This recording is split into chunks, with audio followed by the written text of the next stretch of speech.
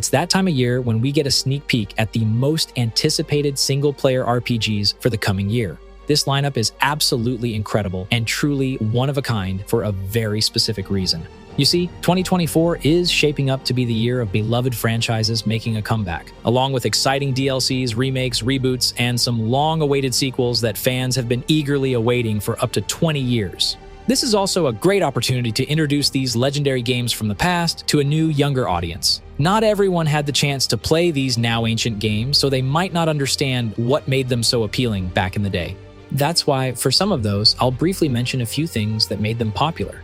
We've got you covered with all the essential details about these games, from the latest news and release dates to the juiciest rumors and speculations. All right, fasten your seatbelts because we're in for one hell of a ride.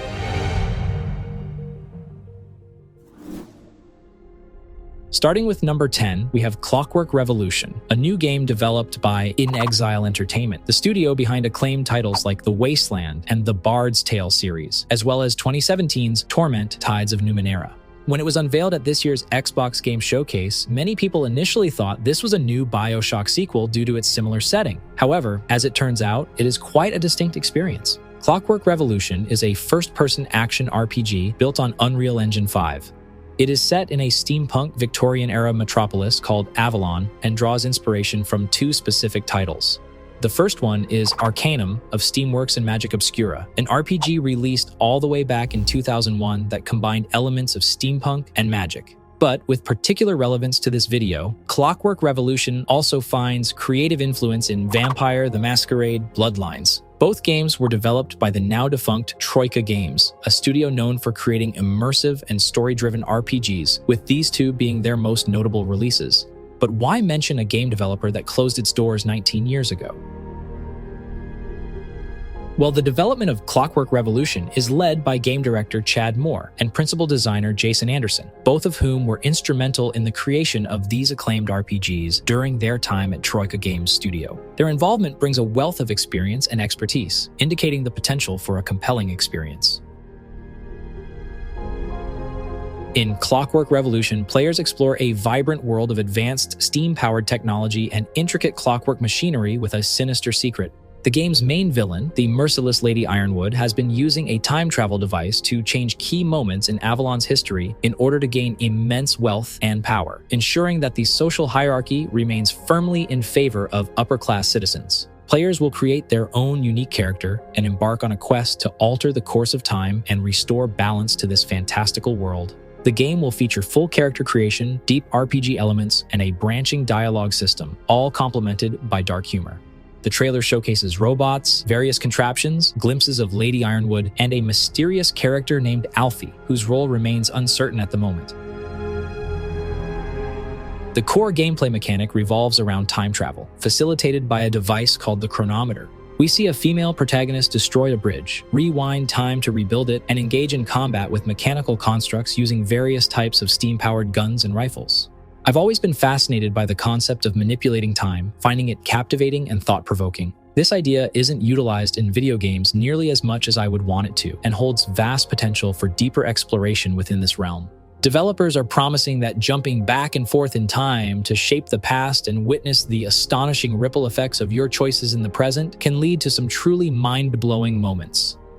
Even though I'm not a big fan of steampunk settings, I sincerely hope that In Exile can transform their ambitious vision into a reality and deliver on their promises, granting players the true freedom to make choices that significantly shape the world around them. Clockwork Revolution will be available exclusively on Windows PC, Xbox Series X and S, and Xbox Game Pass. It is currently in the pre-alpha phase and does not have a set release date, but the tentative projection is that it might be available by the end of next year.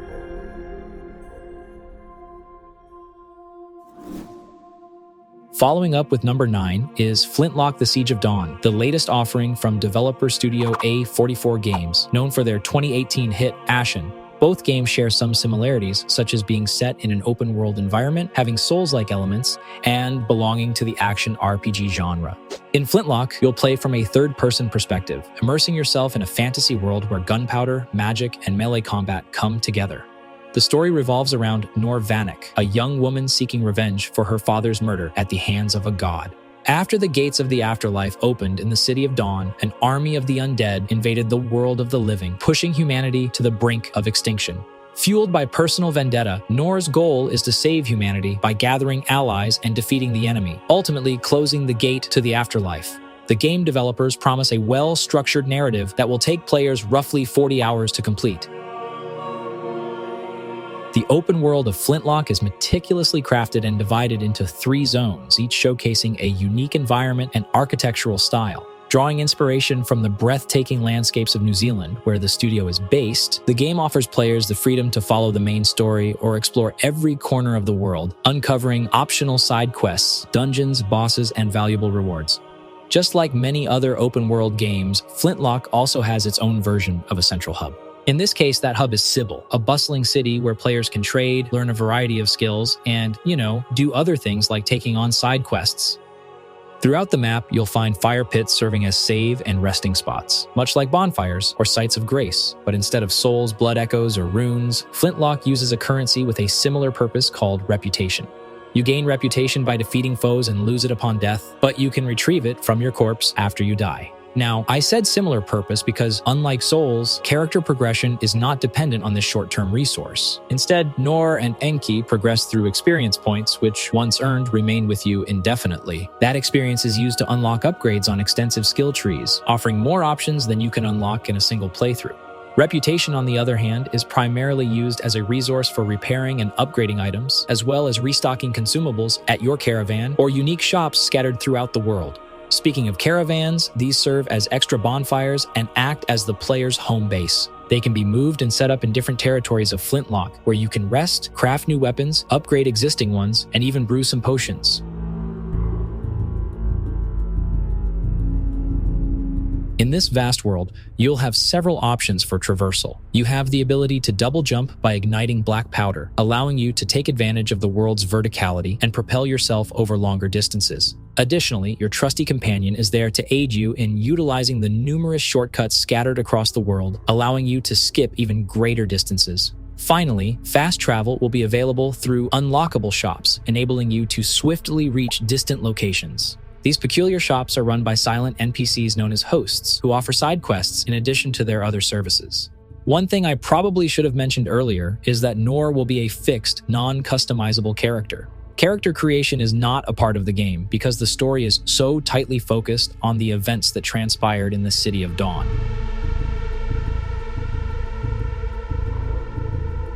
As mentioned earlier, on this epic journey, Nor is accompanied by a friendly, talking, magical fox-like creature named Enki, with whom Nor forms a special bond. Together, they will navigate vast lands, defeat various threats, and engage in challenging battles against ruthless gods. Enki is more than meets the eye and serves as a true extension of your combat prowess.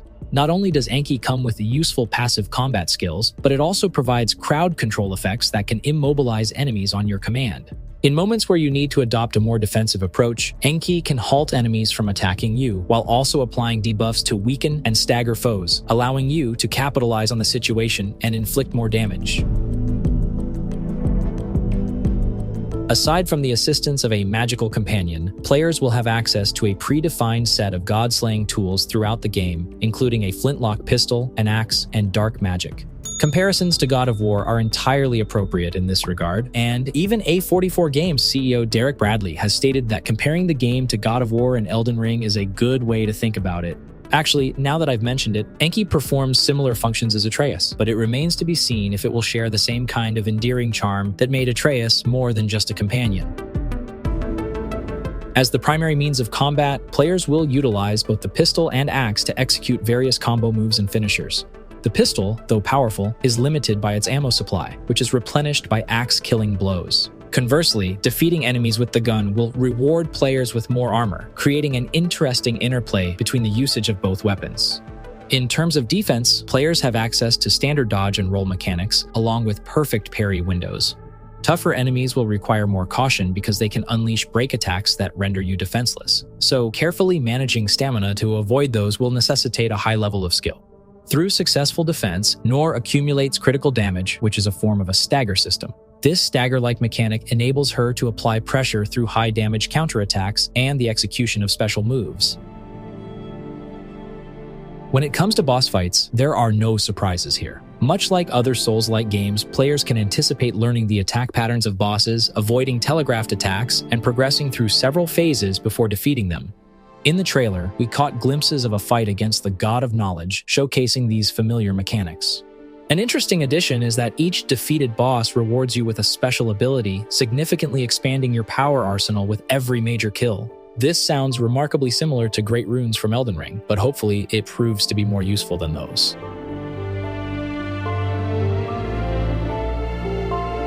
Flintlock offers a range of difficulty options designed so that players of all skill levels can enjoy the game. One of these options is specifically crafted to provide an authentic gameplay experience, as recommended by the game's developers. Now, I understand that Flintlock is designed to cater to a wide range of players, but personally, I prefer a singular difficulty level that is well balanced. I find that the most rewarding gaming experience comes from earning your victories through perseverance and skill. While I recognize that offering multiple difficulty options can make balancing the game easier for developers, I believe that the sense of accomplishment that comes from conquering a challenging boss in games like Dark Souls or Elden Ring is one of the most satisfying feelings in gaming. But what are your thoughts on this subject? Do you prefer more options for difficulty, or do you feel it diminishes the overall experience? Feel free to share your thoughts in the comments section below. There are more nuances to Flintlock than initially meets the eye. For instance, I haven't even touched upon the dynamic world and the interactions that stem from your smaller victories. As you liberate villages from the undead army, you assist the original communities in returning to their homes. Think of this feature as being comparable to Diablo 4's Strongholds, where villagers can offer rewards and new quests once they're safe. All in all, Flintlock appears to have a lot of depth based on what I've seen so far. Or perhaps I shouldn't say a lot of depth, but it certainly does manage to put a spin of its own on an old idea, which piques my interest just enough to warrant keeping an eye on.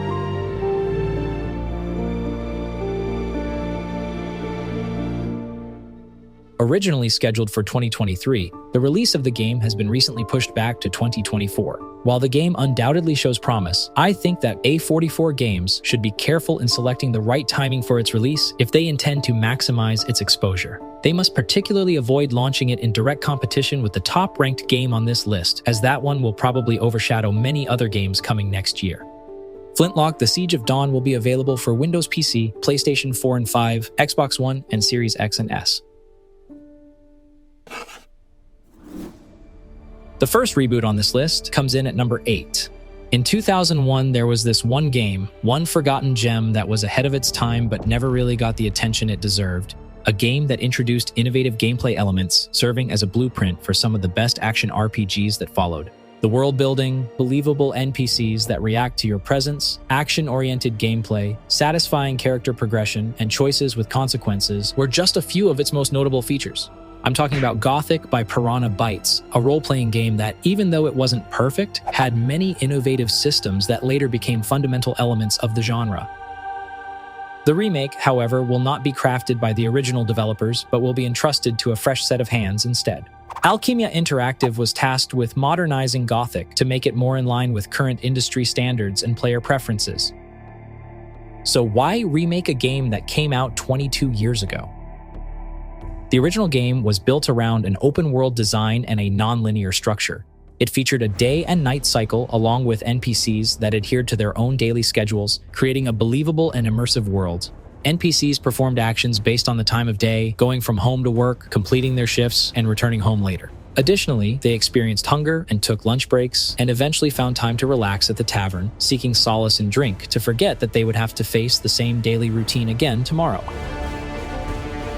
As a player, you could always take advantage of this by stealing items from NPCs' homes, provided they were absent at the time and you weren't seen by other townsfolk or guards. Speaking of guards, do you remember how Oblivion city guards would be alarmed if you drew your weapon in their presence? Gothic offered that feature years before. The world of Gothic was open for players from the start, allowing access to all areas without artificial boundaries. However, as a low-level character with limited skills and equipment, attempting to venture into areas populated by tough monsters would be very challenging and potentially fatal, discouraging players from exploring those zones until they leveled up. This system wasn't new, but Gothic implemented it so elegantly that it served as an important model for many games that came after it. World of Warcraft is an excellent example of a game that embraced and perfected this system that Blizzard used for the creation of Azeroth. Hopefully, you now have a slightly better understanding of why everyone called Gothic Skyrim before Skyrim, The Witcher before The Witcher, Elden Ring before... Well, okay, now I'm pushing it, but you get my point.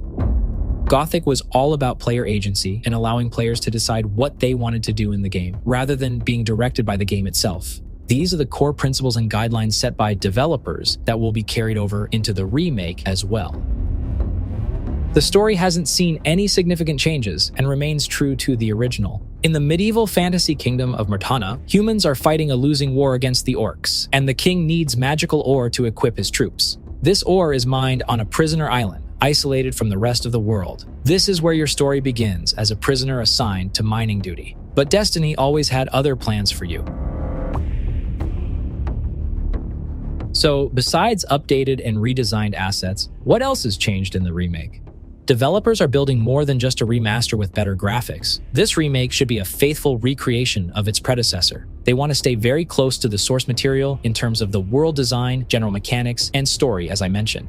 However, there will be a whole lot of new content too, as the world is bigger now. The original Gothic left some loose ends in terms of story and character backgrounds, and according to the developer's own words, it wasn't quite complete from a narrative point of view. The remake will build on this and serve as an opportunity to add both old and new ideas, wrapping it up in a modern and future-proof way. Similar to the original, there will be no tutorials like most of us are used to seeing in games nowadays. So this authentic Gothic experience may feel a little bit off to newer players. But if we look at recent history, Elden Ring followed a similar approach. So this, in a way, gives a general idea of what to expect in this regard. The ultimate goal is to reward players for exploring, interacting, and discovering the world around them. Character progression will be similar to the original Gothic, but a lot more refined across the board. There will be many more quests besides the main one, so players won't reach the point where there is only the main quest left, like in the original. Whenever you level up, your health increases and you gain learning points, which you can freely assign to skills of your choice at the trainers. The itemization itself and how the player gets access to better weapons and items will also be fine-tuned over the broader power spectrum.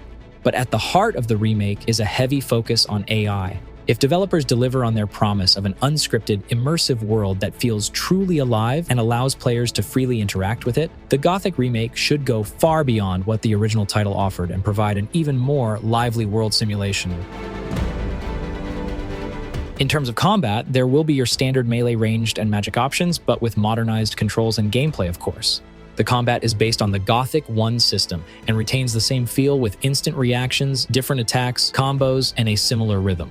Melee combat will rely heavily on combining directional attacks, while magic users will have access to 3 sets of spell schools, each themed based on one of 3 gods: light, balance, and darkness. Also, staying true to the original, there won't be any helmets or shields, so the game's combat will feel very much in your face and brutal. Some other notable gameplay features include the ability to climb walls and take advantage of a more vertical level design, completely redesigned pickpocketing and lockpicking, improved stealth mechanics, and a refined crafting system. Players will be able to forge weapons, arrows, and other items by going through the whole forging process step by step at workbenches. Another confirmed feature is the return of the arena, a popular form of entertainment in the old camp. The difference now is that it has been greatly expanded, with additional quests and content surrounding it. Even more warriors in the colony want to put their skills to the test in deadly fights against other warriors and terrifying creatures now. The UI and inventory system will be adjusted to look and act a lot like the original, with a few enhancements here and there. Developers even kept how the inventory behaves, so you still won't be able to pause the game when you open and manage the inventory.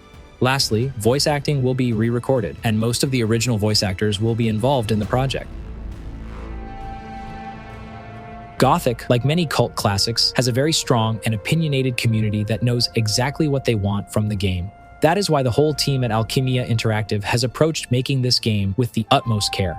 They aim to evoke the same feelings of nostalgia and excitement that loyal fans experienced when they first played it over 20 years ago, while also polishing all game systems to lure new players to this captivating medieval fantasy world. Whether modern visuals and updated game mechanics will be enough for a Gothic remake to make waves in the RPG market is a question that we hope will be answered next year. The game is scheduled to launch on Windows PC, PlayStation 5, and Xbox Series X and S. However, out of all the games on this list, this is the one that leaves me the most uncertain about its possibility of being squeezed into 2024. Based on the current progress shared through official sources, I would say that a release window at the end of 2024 would be super optimistic, if not slightly far-fetched. Oh, and before I forget, there is a playable teaser on Steam that you can try, but I would strongly advise against it. The reason to avoid it is that the demo isn't representative of the game in any way. Neither developers nor players are satisfied with it, so in case you come across it looking for a taste of the Gothic experience, know that the demo was merely a proof of concept and was never meant to be released.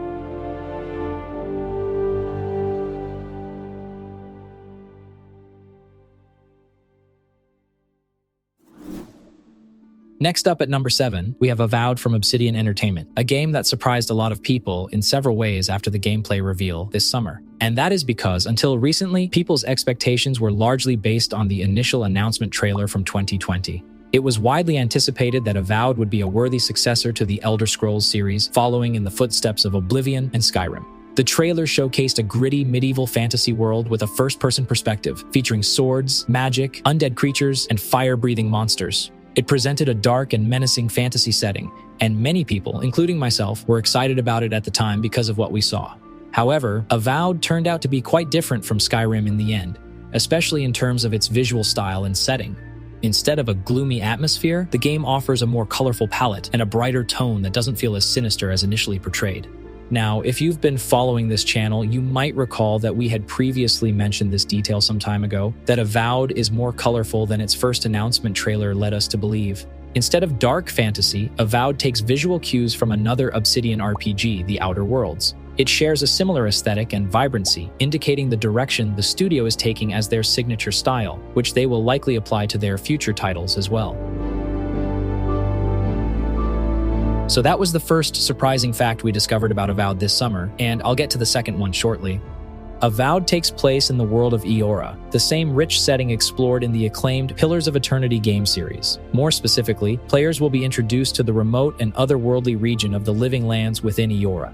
This region is characterized by dramatic landscapes featuring diverse valleys with unique biomes and creatures. You don't need to have played Pillars of Eternity to enjoy Avowed, but if you are familiar with the series, you may recognize some returning characters and factions, particularly from Deadfire. For example, the Adir Empire plays a significant role in the world of Avowed. This is the ideal time to discuss the second surprise I mentioned at the beginning, which caught me off guard just as much as it did anyone else. This shocking revelation made the infamous Red Wedding look like a children's tea party in comparison. So if you missed it, prepare to be blown away by what I'm about to tell you. But first, a quick word from today's sponsor. Just kidding, there is no sponsor. Instead, while you're still here, please consider giving this video a thumbs up and sharing it to help us create more videos like this. Don't forget to click the subscribe button and the bell icon to stay updated on our latest uploads, but we appreciate your viewership regardless. Okay, back to the video.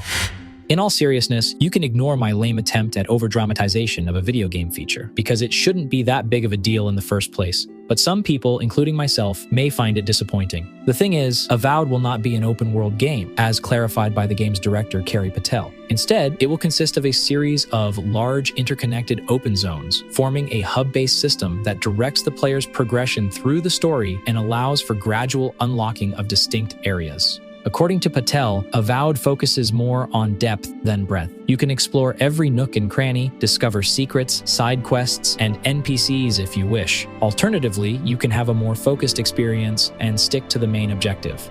This approach sounds awfully similar to God of War to me, so I'm pretty sure we all know what kind of experience we can expect now. In terms of size, the game is roughly comparable to KOTOR 2 or The Outer Worlds. Obsidian has a clear vision for what they want to do here and performs best when they focus on storytelling and companions, which is why they chose a smaller scale to reinforce their vision.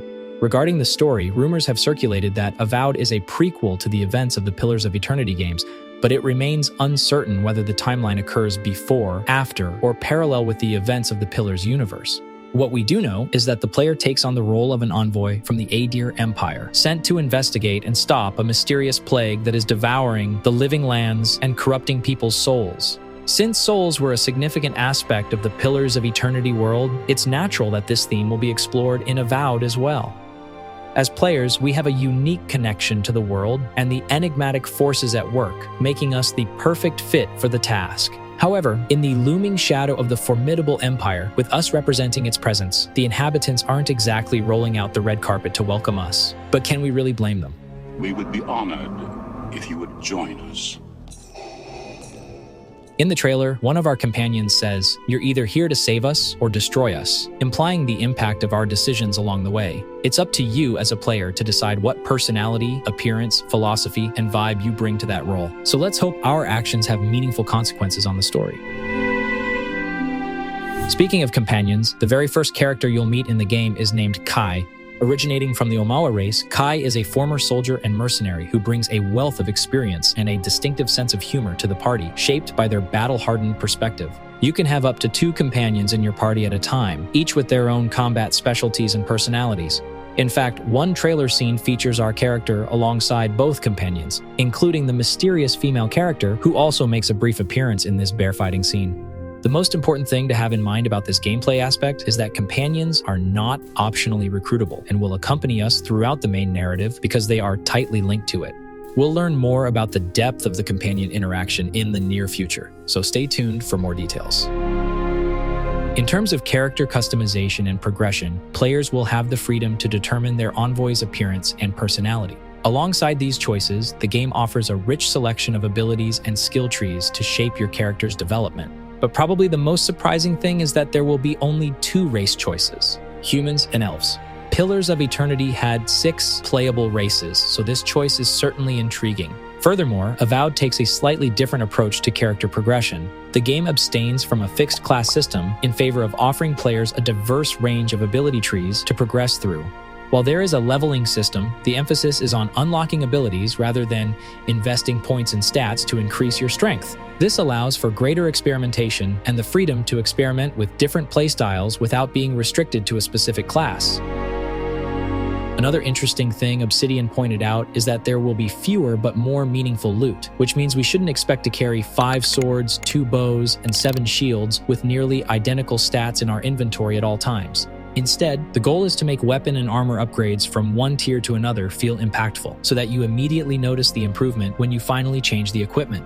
As someone familiar with classic loot distribution systems dating back to games like Oblivion and Skyrim, I'm accustomed to having numerous options available at all times. However, this is usually accompanied with the unavoidable and boring inventory management minigames, as well as the constant dilemma of whether to keep or sell stuff.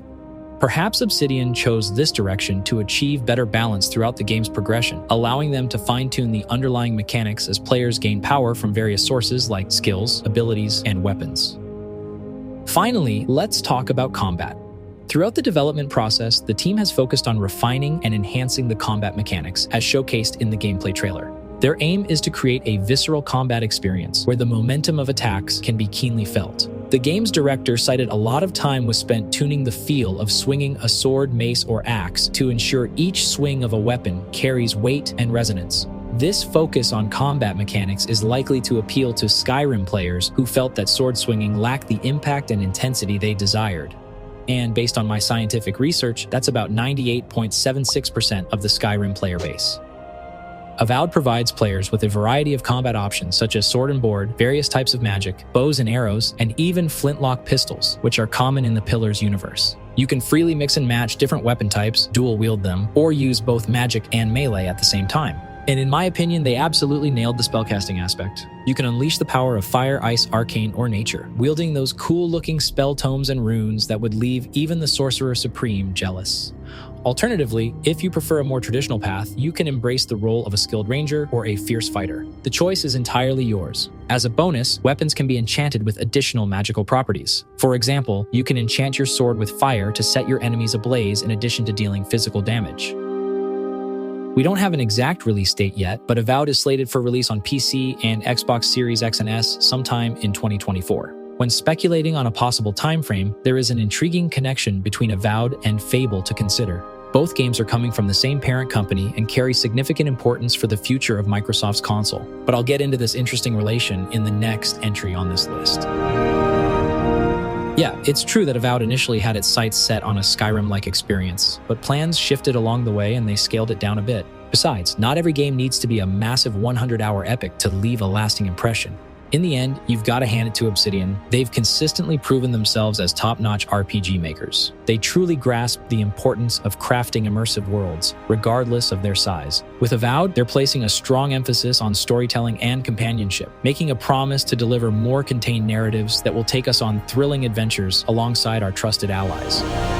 Time will tell whether Avowed manages to deliver a memorable and impactful experience in a more compact package.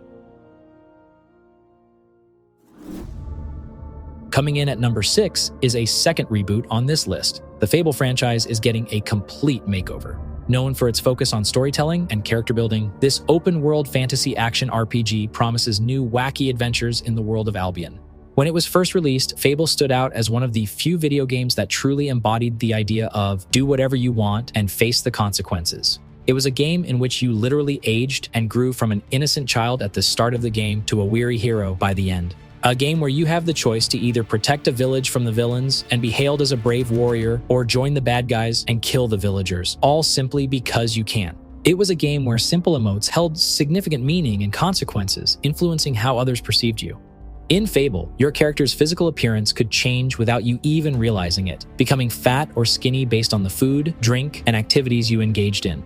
There are countless reasons why Fable received so much praise when it was released in 2004, so hopefully this gives you some idea. Fable is set in the fairy tale land of Albion, a world brimming with magic, fairies, heroes, and villains like bandits, balverines, and giants. Players will step into the shoes of a potential hero, shaping their own story and presumably emerging as champions while taking on side quests along the way. We don't know much about the story yet, except that some kind of dark threat looms over the realm. If we assume that the new Fable captures just some of the essence of the old one, we can expect a world filled with moral choices at every turn, allowing us to immerse ourselves in the world of goofy British humor. It is still too early to discuss the aspects of combat mechanics, but based on what we have seen so far, swordplay and magic are confirmed. Perhaps there will be a ranged option as well, but none was shown in the trailer. It's worth mentioning that the main protagonist will almost certainly be voiced based on this brief glimpse. Whether this is a good thing or a distraction depends on other game elements and personal preference. What's 100% confirmed, though, is that chicken kicking is back. The original game was created by the British developer Lionhead Studios, which closed in 2016. This reboot, on the other hand, is being developed by Playground Games, another renowned British studio known primarily for their Forza Horizon racing series. Just like the original, the reboot will also be played from a third-person perspective. It is based on a Forza Tech engine developed by Turn 10 Studios that has previously only been used in Forza games. It is a powerful engine capable of rendering vast, open-world areas, which should prove to be a crucial feature because it will allow Fable's sprawling fantasy realm to come to life in all its glory.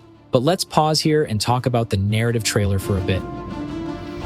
In the original Fable, your story was told by a narrator, and the latest trailer from the Xbox showcase paid homage to this by adopting a similar storytelling approach. However, it's the visuals in the trailer that got people talking. The graphics just seem too good to be true, despite the in-game footage disclaimer at the start. The last thing fans want right now is another The Day Before fiasco. Remember that? Yeah. Stop it. While there were a couple of snippets of actual identifiable gameplay showcasing familiar mechanics in the trailer, they were few and far between. Nonetheless, 3 days after the premiere, the lead lighting artist in charge stated that the skepticism for good-looking visuals has been one of the best compliments, implying that this is the actual experience we'll get in the end. He further clarified that everything shown was captured on Xbox Series X. It would be amazing if that turned out to be true, but I'm still not entirely convinced and will remain skeptical until we see a pure gameplay trailer before making a final judgment. But my God, doesn't it look stunning?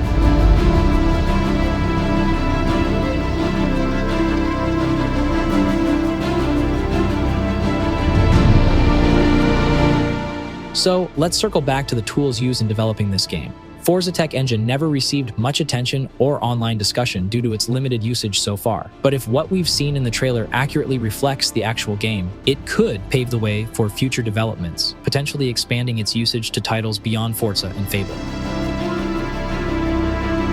The original Fable got several things right at once: fun combat, character progression, and narrative flow. If Playground Games can capture the charm, puzzles, customization, quirky British humor, relationships, evolving weapons, and the effortless, enjoyable gameplay with the freedom to choose your own path, all while bringing these elements up to modern standards, I believe both old and new players will be satisfied. Still, it's crucial to consider the latest trailer and the diverse reactions it has sparked. Alongside the skepticism stemming from the too good to be true visuals, it has also resulted in a division among fans based on a concern that the developers may have missed the point, the core, or the true essence of the Fable series. On one hand, there is an enthusiastic response from those who can still perceive the beloved elements of the original Fable. Some fans, on the other hand, are disappointed because they did not feel that return to the roots vibe from the trailer. I understand and empathize with both perspectives. It's been a long time since the series ended, and diehard fans want that familiar feeling again. At the same time, our expectations keep rising, so it's natural to take everything with a healthy dose of skepticism. The bottom line is that we still don't know what the actual game will be, as this showcase was not the best introduction for a game of this caliber, in my opinion. But what did you think of the trailer? I'd like to know which side of the fence you're on. Did you find it adequate and true to the series, or do you feel it deviates from the beloved franchise too much? I would love to hear your opinions, so please leave them in the comments below. It's challenging to recreate the unique and twisted magic of Lionhead Studios, so let's keep our fingers crossed that Playground Games succeeds in capturing the original's charm, or even surpass it by introducing new elements to the formula. When it comes to the release date and availability, the Fable series has always been an Xbox and PC exclusive, and I don't expect the game to come out before the end of 2024 at the earliest. Playground Games is currently working full-time on Fable while assisting in the co-development of Forza Motorsport with Turn 10 Studios. Once Forza Motorsport is released in October, they will most likely allocate more staff to expedite Fable's development and move it into the final stages as soon as possible. Of course, I have no idea how they operate internally, so feel free to chime in on my talking from the ass theory crafting in the comments. It would be amazing if they could launch it on September 14th, 2024, the 20th anniversary of the first game's release, but I wouldn't bet my money on it, and here's why. Earlier in the video, I mentioned Avowed and highlighted its potential connection to Fable, specifically in relation to the release dates of both games. In my opinion, the timing of Avowed's release will play a significant role in this matter since both games originate from the same parent company. If Avowed is launched in the first half of 2024, there is a high likelihood that Fable will be released in fourth quarter of the same year. There will probably be a gap of a few months between these two. So if Avowed ends up being released in the latter half of 2024, Fable seems more like a 2025 title. It's important to note that this speculation doesn't consider other important factors and relies solely on the assumption that Avowed will be released before Fable, which I am highly confident will be the case. From a business perspective, there are clear advantages to spacing out the launches of these flagship games, rather than releasing them in close proximity and potentially saturating the market within a short time frame. Furthermore, by strategically staggering the release dates, Microsoft Xbox can maintain momentum, capitalize on their achievements, and continue to ride the wave of success that began with the groundbreaking ABK deal, although following that one felt like watching a ping pong match. However, things are not as straightforward, as Playground Games have recently experienced the departure of a narrative lead. Anna McGill had been in charge as the narrative lead for 2.5 years, but will be leaving the studio in August 2023. The role of narrative lead is incredibly important throughout the entire game development process, from the initial concept phase to the final release. This is especially true and significant for RPGs like Fable, where the story and character development are at the heart of the experience. At this point, it's unclear whether this will have any implications in terms of extended development. Like I said, I am not familiar with the developer's workflow or the circumstances surrounding this departure. Depending on the number of narrative elements that have already been finalized and the flexibility and adaptability of Playground Games, this could either present a minor setback or a major obstacle. Nevertheless, because the gaming industry is unpredictable in so many ways, the precise strategy behind the Fable release will remain unknown for the foreseeable future. And since I crossed the healthy threshold of using too many ifs and possibilities long time ago, let's wrap this up and move on to the next entry.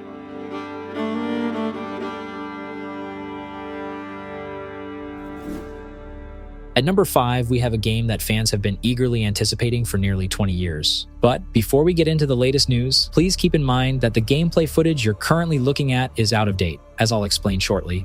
For those who may not be aware, the first game, Vampire the Masquerade Bloodlines, is an immersive single-player action RPG released way back in 2004.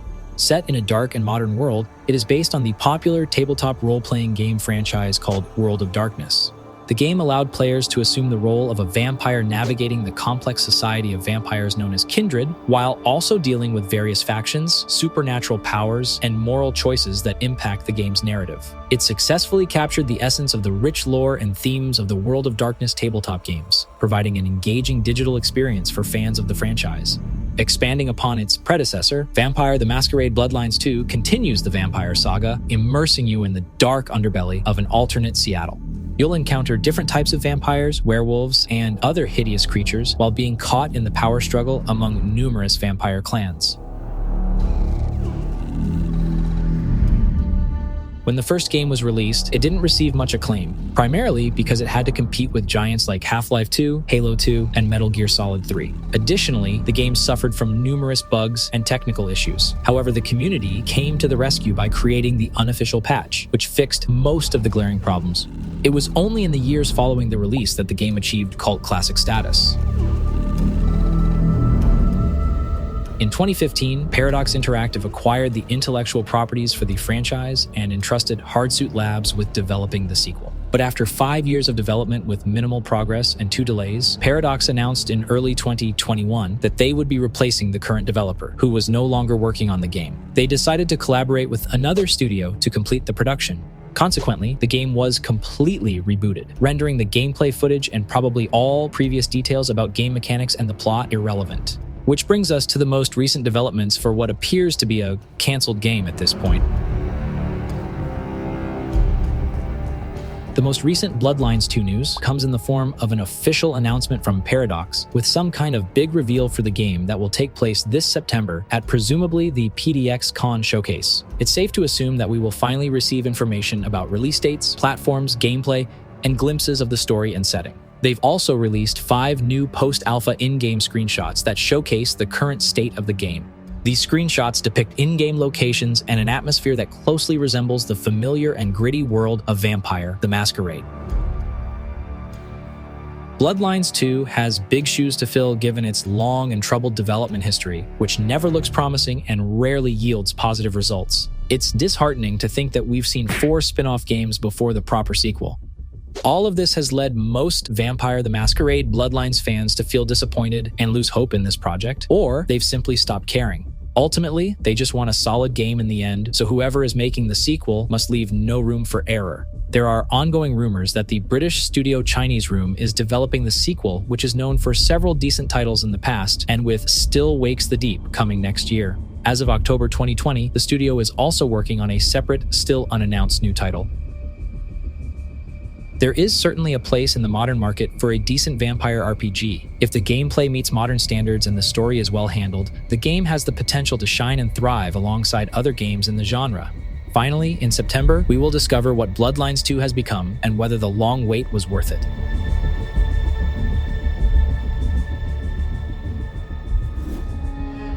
Next up is Capcom's Dragon's Dogma 2, the long-awaited sequel to the cult classic single-player action RPG released in 2012.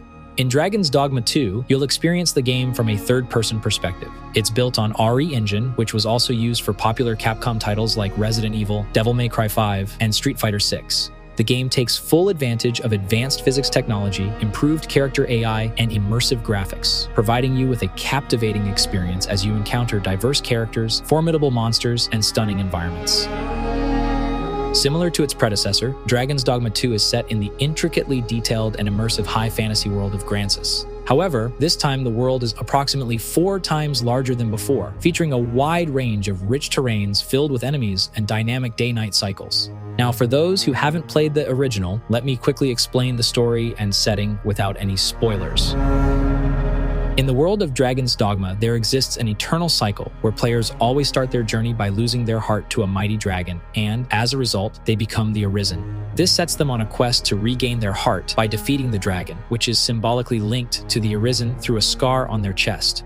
From the latest trailer, it appears that a similar event is occurring once again, suggesting that the cycle may be repeating itself. The sequel introduces 2 pivotal characters to the story: Ulrika, an archer deeply connected to the Arisen, and Nadinia, a high priestess from the New Beastren race.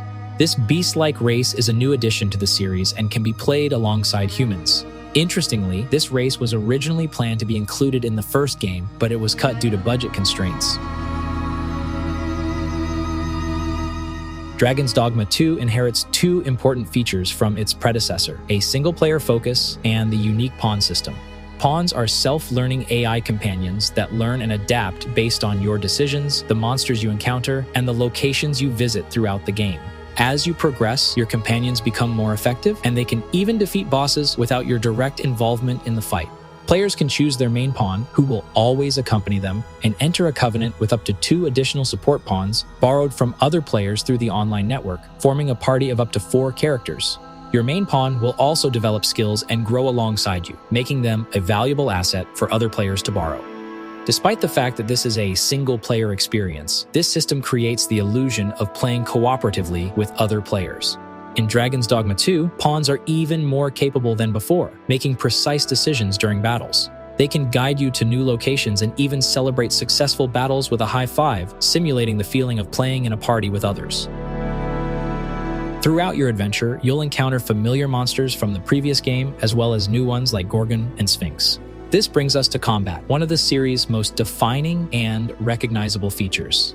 Dragon's Dogma is known for its real-time combat that requires careful skill timing, strategic positioning, and understanding enemy patterns and weaknesses. You must cooperate with your pawns to defeat larger enemies and immobilize them. The original's combat style is a cross between Dark Souls' heavy reliance on stamina and counter mechanics, Shadow of the Colossus's climbing monsters and dealing heavy blows up close and personal, and Devil May Cry's combos and special attacks.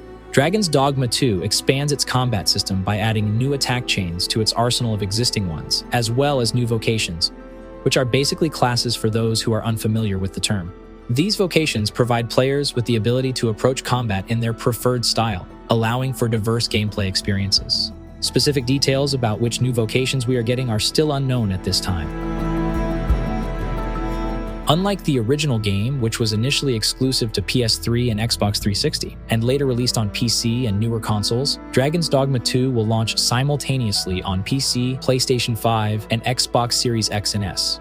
While a specific release date has yet to be announced, rumors suggest a possible release in 2024.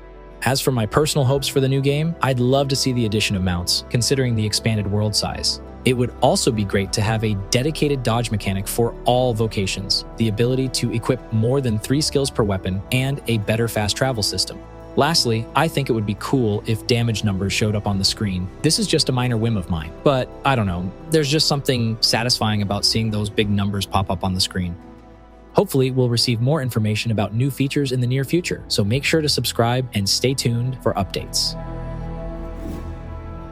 At number 3, we have another long-awaited sequel. However, the anticipation this time isn't just caused by how much time has passed since the last game. Perhaps a more compelling reason to be excited is the hope that the once impeccable developer will return to its strong RPG roots. Of course, I'm referring to BioWare and their Dragon Age Dreadwolf, a third-person single-player RPG that takes players on epic adventures on the fictional continent of Thedas.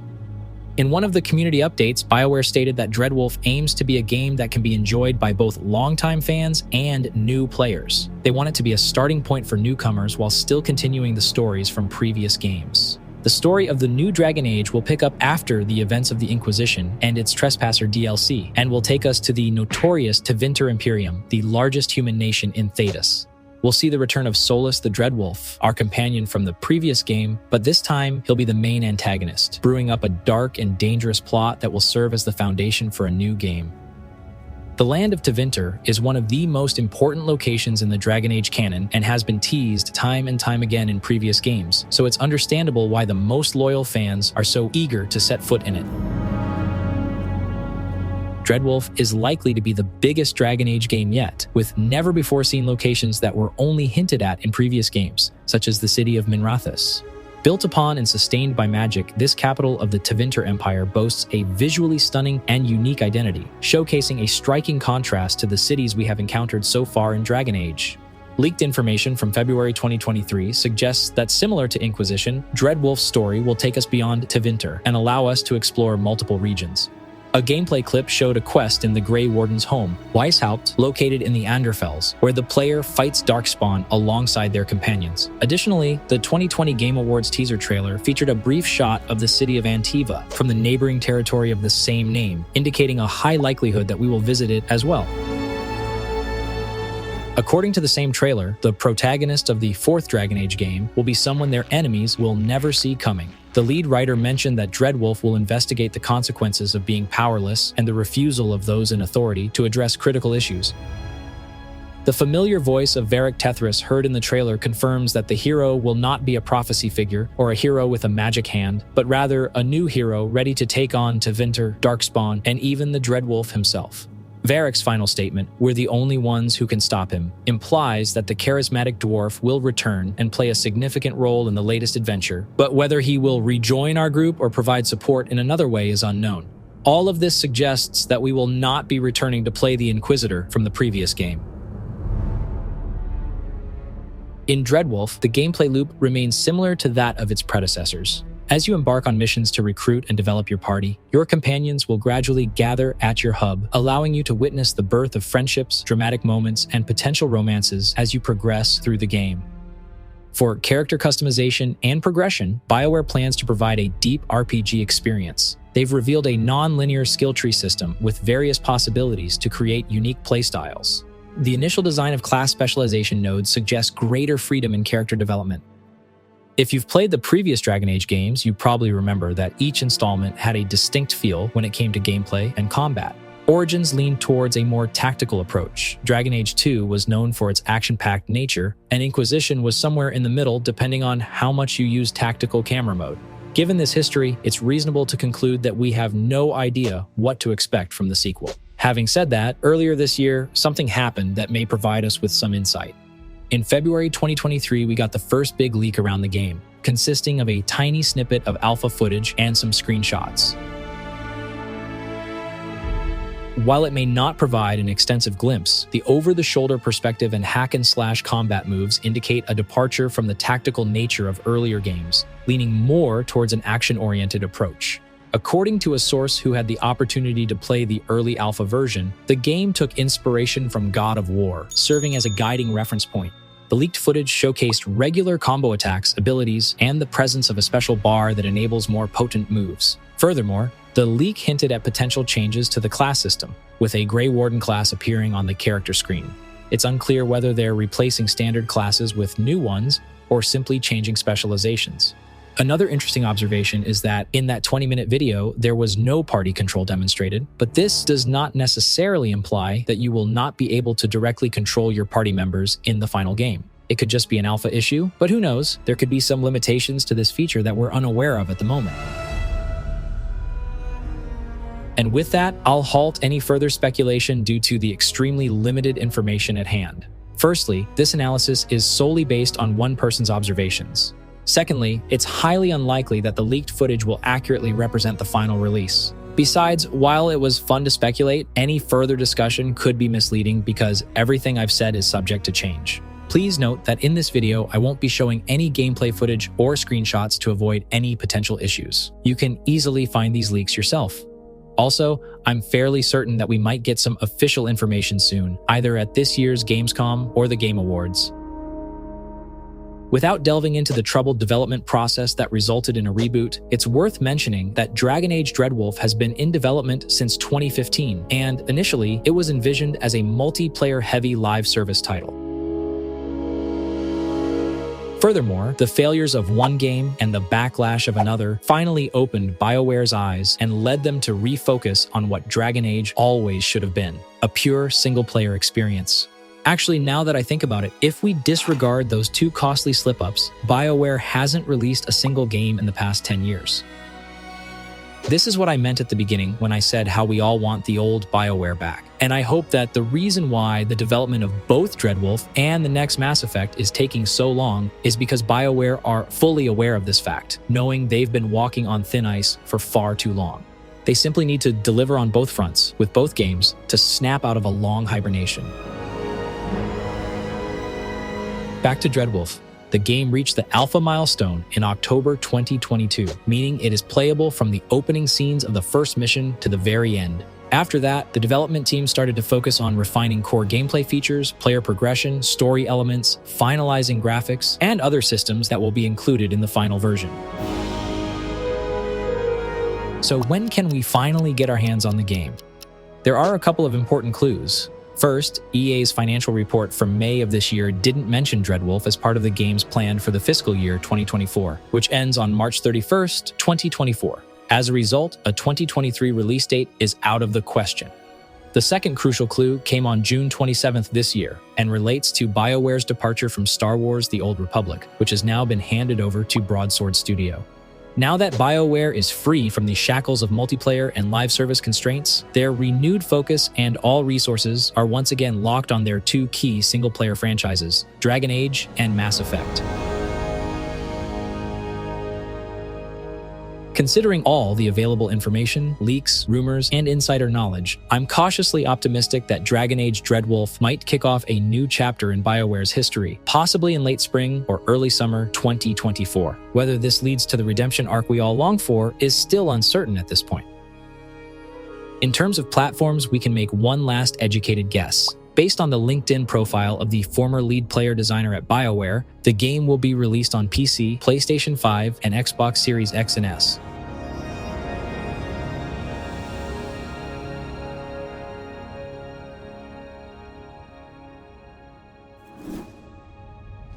Next up is Final Fantasy VII Rebirth, the second chapter in Square Enix's trilogy of modern reimagining of the classic 1997 RPG. Following the events of Remake, players will continue the tale of Cloud Strife and his companions. Rebirth will take us out of the city slum section of the previous entry and introduce a massive, jaw-dropping scale of the game's world.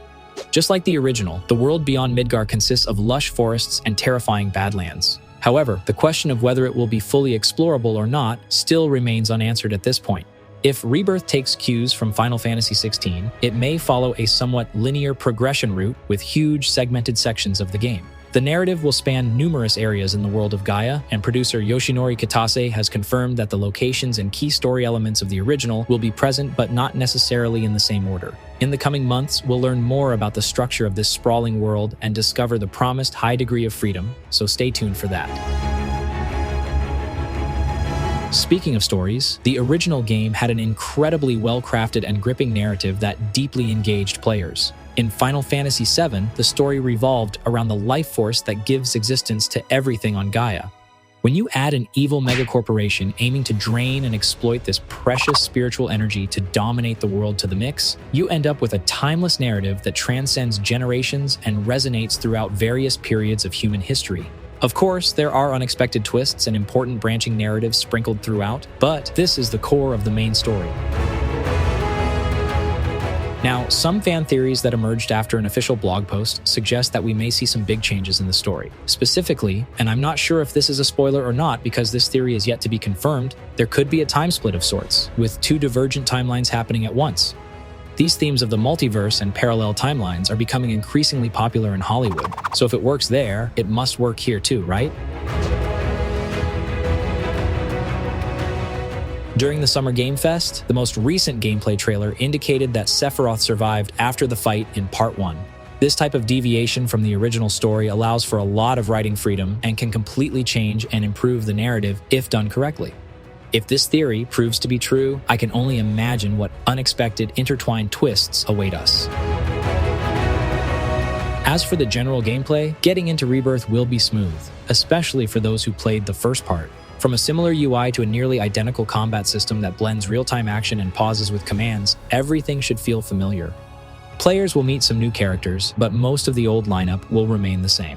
One of the promised changes is that players will cooperate even more closely with party members than before, but I'm not entirely sure what they meant by that right now.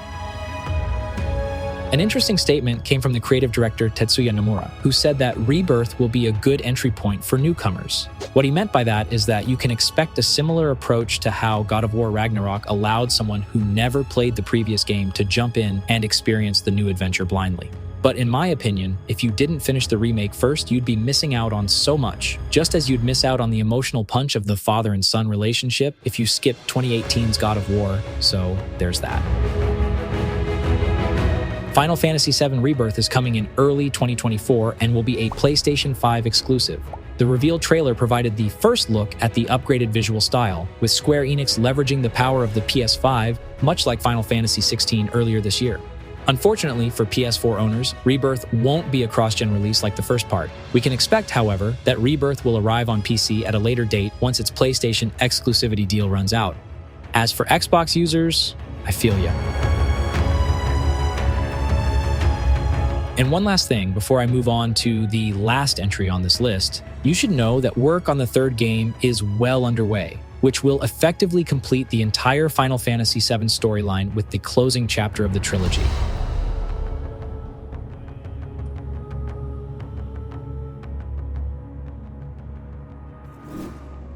Finally, it should come as little surprise that the new DLC for the Game of the Year for 2022 comes in at number 1. Considering its massive success and From Software's track record of delivering instant hits, fans are expecting nothing less than a masterpiece with this new adventure set in the lands between. The first major DLC expansion for Elden Ring is called Shadow of the Erdtree, and it was announced on February 28th this year. Currently, there is limited information available, only the name and a concept art piece. The artwork shows a blonde figure riding Torrent towards a burnt-out, decaying version of the Erdtree from the main game. It's hard to identify the figure, and there are several theories about who this figure might be. The general consensus leans towards Miquella, and since Miquella doesn't appear as a boss fight in Elden Ring, this expansion could be a way to introduce the story of Malenia's powerful little brother. The mysterious promotional image unveils a haunting transformation of the Erdtree, hinting at its pivotal role in the forthcoming expansion. A sense of desolation dominates the scene as ominous dark skies loom overhead, casting an eerie tone on the numerous spirit graves interwoven among the ruins. Regarding the timeline of the expansion, we are in the same uncharted territory. The new story could take place either after or before the main story of Elden Ring. From Software likes to play with different concepts within their DLCs, so it's possible we'll follow events that occurred in the past. Alternatively, the new story might unfold within a dream, as suggested by some cut content from the main game. But here's where it gets interesting. If we continue the story from the main game, the situation becomes quite complicated when we consider the various endings of Elden Ring. Will the game be set after you become or reject becoming the Elden Lord? Or could the DLC offer new endings to unlock, or simply exist independently from the main game's endings, as seen in previous Souls expansions? There are plenty of questions, and I'm sure you guys have your own cool theories, so feel free to share them in the comments below. The DLC does not have an official release date yet, as it's still in development. The platforms it will be available on are also a mystery, but like the main game, we can probably expect it to be released on both older and current-gen hardware. For the time being, we can only speculate while waiting for official details. Considering From Software's DLC release schedules for their previous games, as well as the fact that Elden Ring is by far their largest and most complex project to date, the next chapter in Lands Between could arrive in early 2024. It wouldn't surprise me if it debuts during the Elden Ring's second anniversary in February, which would also make a lot of sense if we consider Armored Core 6 is releasing in late August, giving fans ample time to try out a completely different From Software experience before Shadow of the Erdtree drops.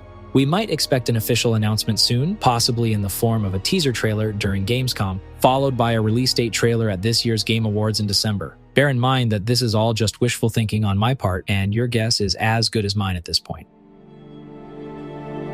So what was your main takeaway from this video? Do you think 2024 will be a big year for RPGs? Is there a particular game that caught your attention among these? Or is there another game that I completely overlooked? Feel free to spill it out in the comments section below. Anyway, be sure to hit that like button, click subscribe, and turn on the bell notifications so you don't miss our next video. We really, truly, honestly, and unadulteratedly appreciate your support. Thanks for watching, and we'll catch you next time. Until then, have a great day and a ton of fun.